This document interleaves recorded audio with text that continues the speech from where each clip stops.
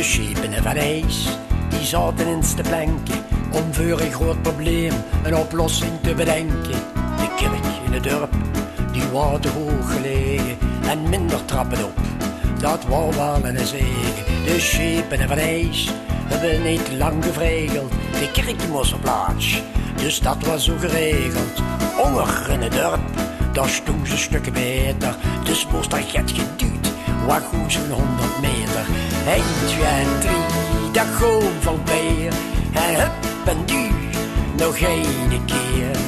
1, 2 en 3, en hup en duw. De kerk korter biedelu.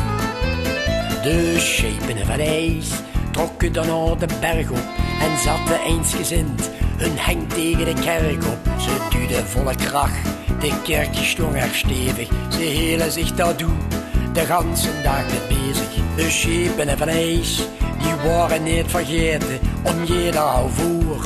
De dag staat nu te meten. De ene meende dat de kerk al kort op hier sting. De ander geloofde niet dat het wel echt voor goed ging. 1, 2 en 3, dan gewoon van weer. En hup en duw, nog één keer. 1, 2 en 3, en hup en duw. De kerk korter biedelu.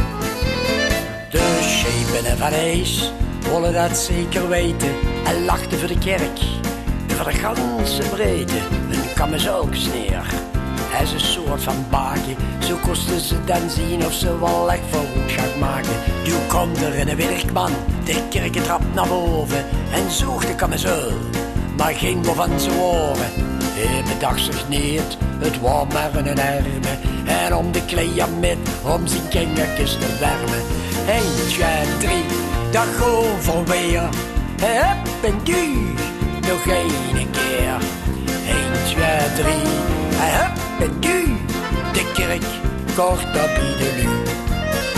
De schepen van ijs, die zagen even later geen kamizelkjes meer en prezen God de Vader. Het wou hun toch geluk en dat is niet gelogen. De kerk die waren eens een stuk vooruit gevlogen. 1, 2, 3, dat gewoon voorbij.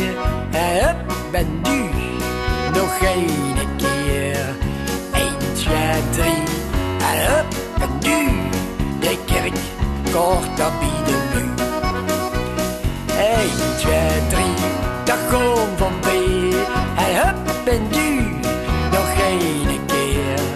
1, 2, 3, en hup en duw. De kerk kort op biedelu.